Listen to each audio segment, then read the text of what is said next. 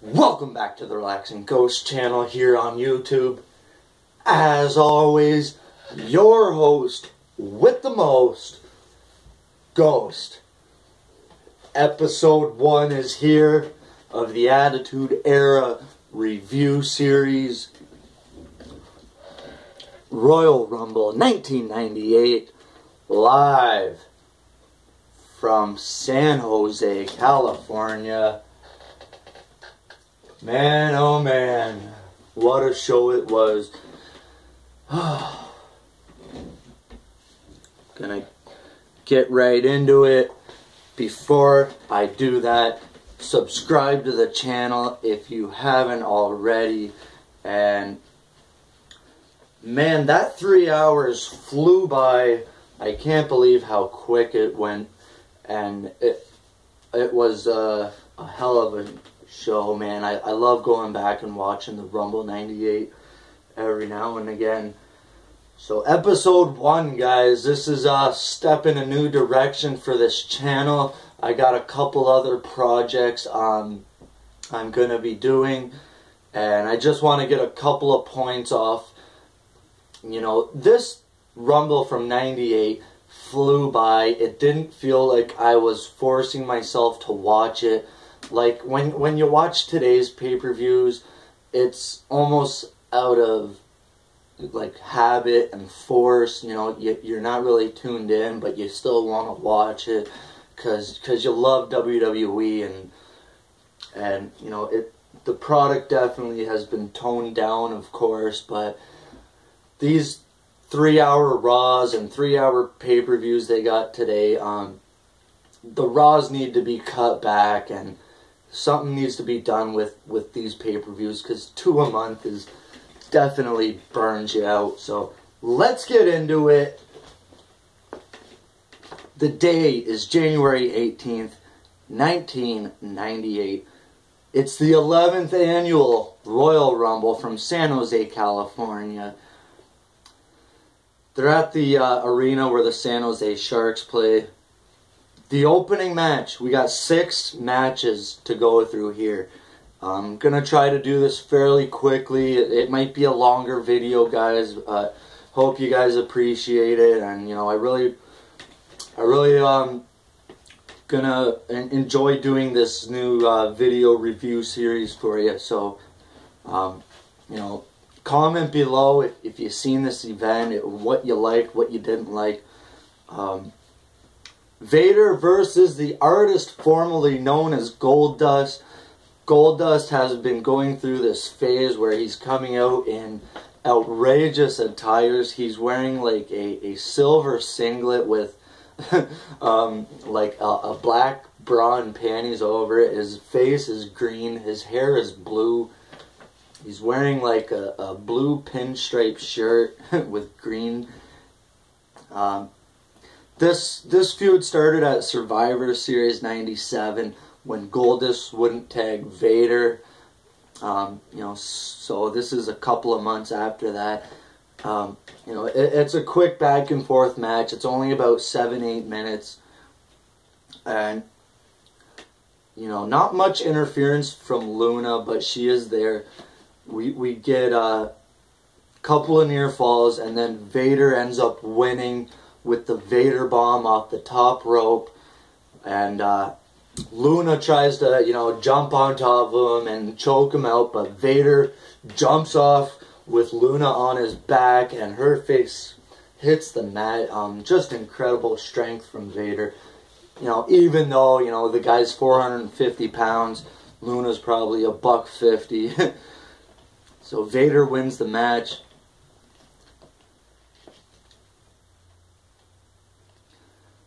Austin arrives. He tells Michael Cole to park his truck, and you know, the Godwins try to you know, bully up Michael Cole and ask him where Steve Austin went, and they go through the doors, same doors that Austin went. So right now we are, you know, setting seeds for later on in the night, and this will be a theme throughout the show.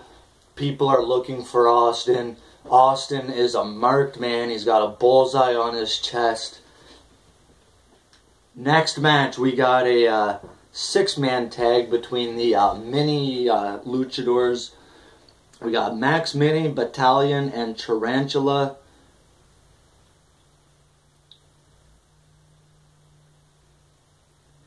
We got Battalion, Tarantula, and El Torito versus Max Mini, Nova, and Mosaic. Who those three are a total of 257 pounds. Max Mini being only 87 pounds. Sonny's the guest referee. I didn't really like this match. It was more of an attraction. Cool to see the little guys in there. And Jerry Lawler and Jim Ross are on commentary. Something I love. And, you know, hearing those two guys. Jerry Lawler has got to be, you know, one of the greatest colors. And, you know, he's throwing out all these little people jokes throughout the whole match.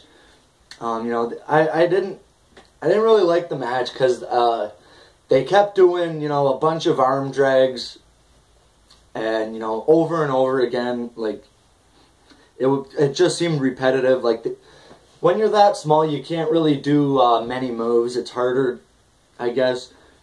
At one point, Sonny tries to do a spot, she botches it, and she was supposed to jump over Max Mini, who's only about 3 feet tall. She couldn't do that, so they improvise. She hoists up Max Mini, and he's like kicking the other guys down, and Max Mini ends up getting the fall there. They're celebrating, hugging and kissing Sonny after the match. Up next, after the match ends, we see the Nation of Domination is looking for Steve Austin. They go in the ring, or they go in the dressing room, sorry, and they see one of those foam fingers that the fans used to buy of Austin's. Kama rips it up or throws it on the ground, and, you know, they are very unhappy with their findings. Up next, third match on the card, we got the Intercontinental Championship. The Rock defends his championship against Ken Shamrock. I thought this was a good match, back and forth action. D'Lo Brown and Kama make an appearance here, so Shamrock quickly knocks them down. This is when The Rock was still known as Rocky Maivia The Rock. So he wasn't really using the People's Elbow or the Rock Bottom yet, but a very good match. A lot of back and forth. Ken Shamrock ends up winning, but The Rock had used Nux on Shamrock earlier in the match. Shamrock is celebrating with the title, and The Rock is telling the referee that he hit him, and he put the Nux in his tights. So the ref, Mike Chioda, comes down, tells him to come down from the rope, searches Shamrock's tights and finds the Nux, reverses the decision.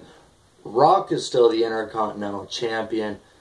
Ken Shamrock snaps, and then he attacks, you know, 3 referees. And Jerry Lawler's saying, you know, he should be suspended, and fine him, he's suspended, out of here. So after this match, we got Los Boricuas looking for Stone Cold Steve Austin. They go into a dressing room, and they see a bald-headed guy sitting on a chair.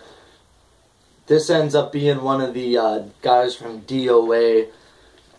They attack him, and later the DOA and Boricuas brawl in the dressing room, which gets broken up by officials. Fourth match on the card is the New Age Outlaws defending their newly won tag titles against the Legion of Doom. This is the Outlaws' first run as champs. Really cool to go back and see, you know, the evolution of the New Age Outlaws. their opening promo was very weak compared to what it would become, you know, several months and a couple of years later. So the beginning stages of the Outlaws, still a good match. You know, we had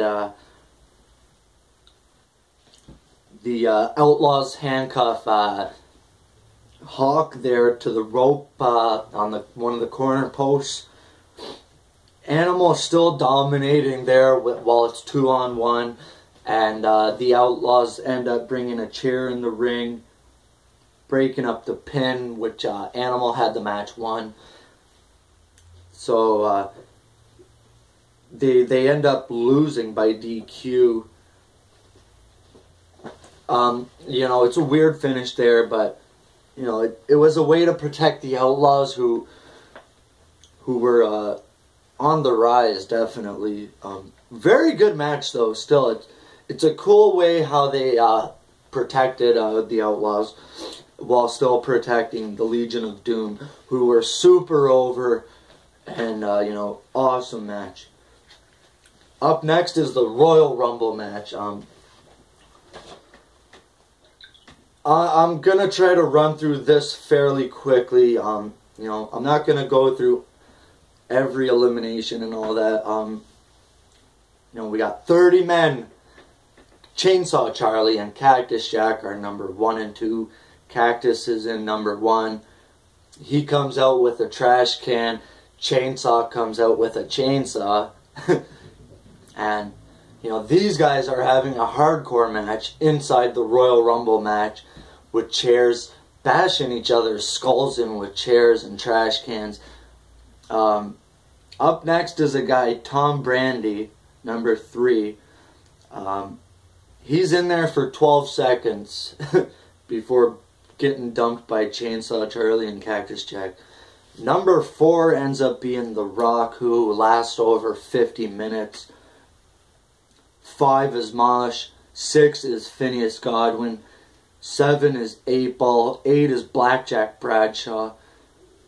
9 is Owen Hart, who ends up getting attacked by Jeff Jarrett before he can make it to the ring, so he doesn't officially enter the Rumble yet.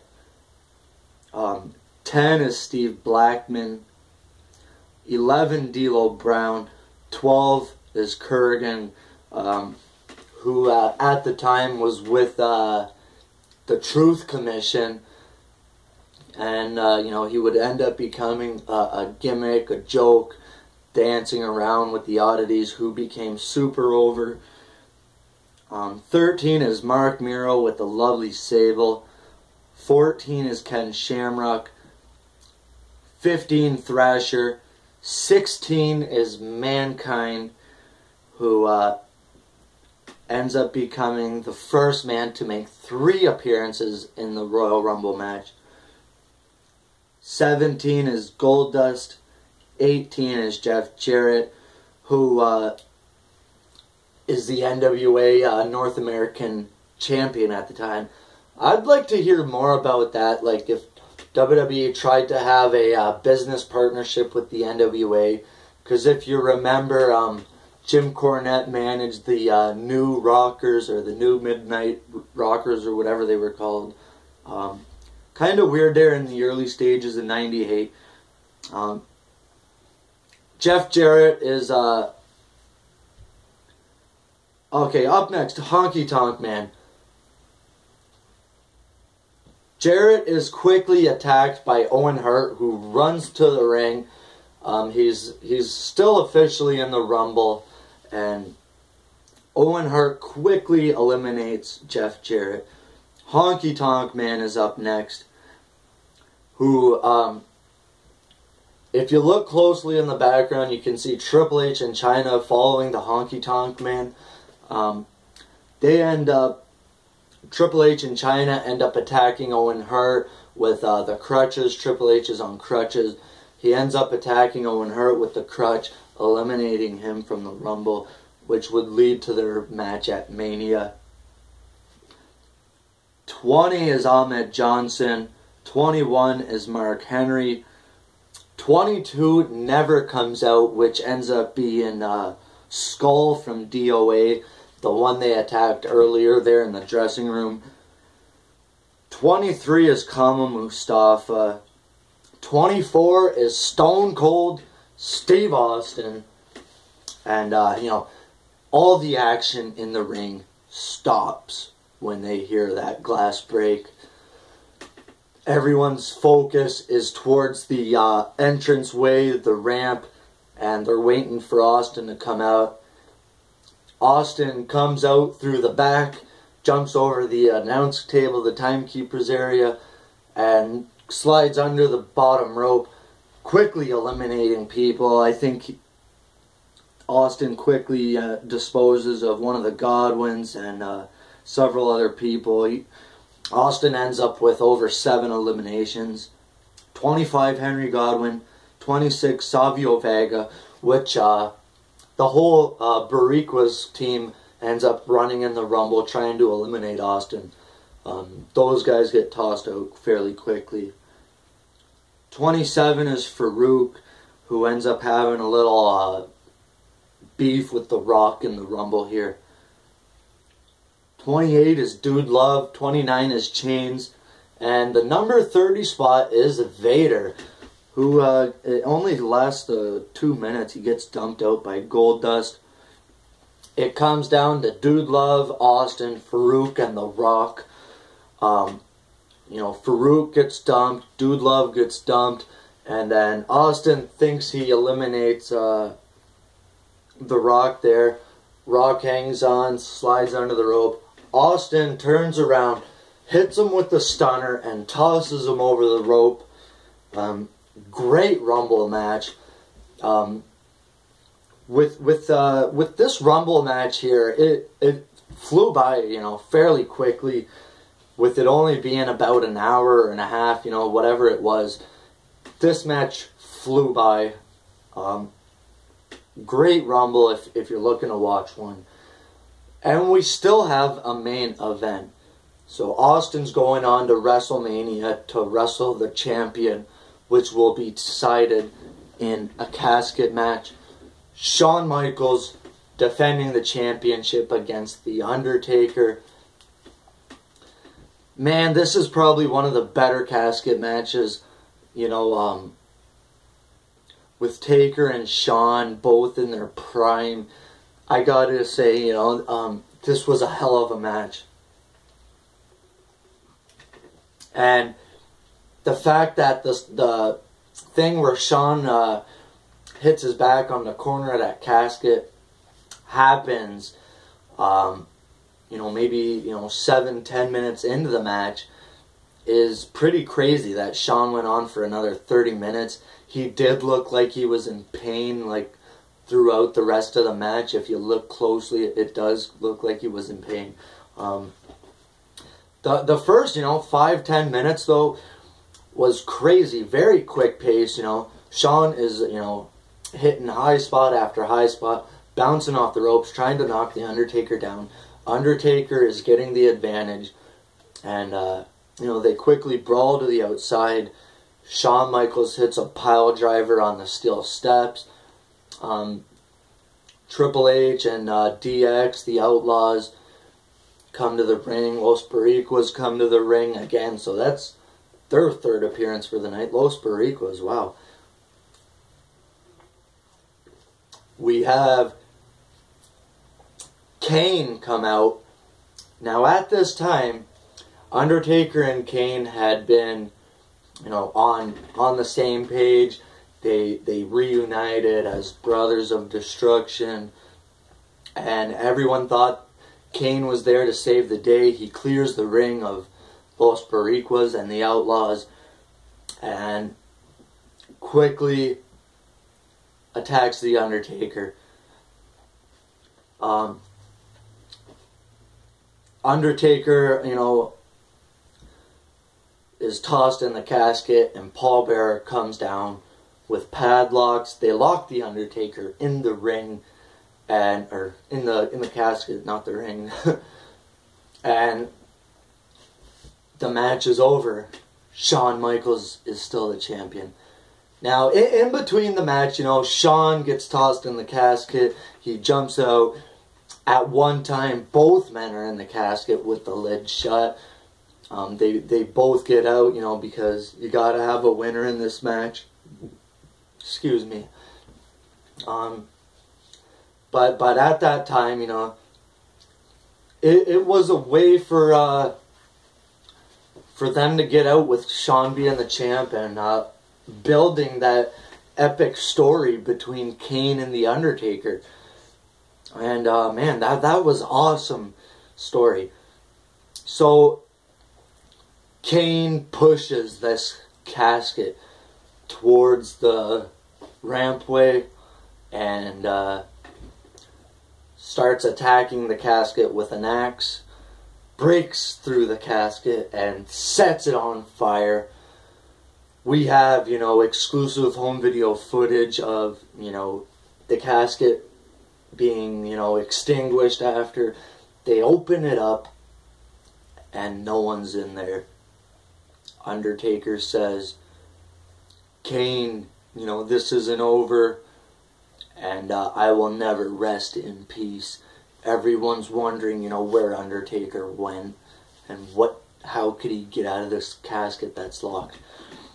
No, I do in a way want to know, like, how they get out of the casket, because that's not the first time it's been done, or it might have been the first time, but you know, it definitely wasn't the last. You know, there's some kind of trick they're doing there where it's got a trapdoor or something.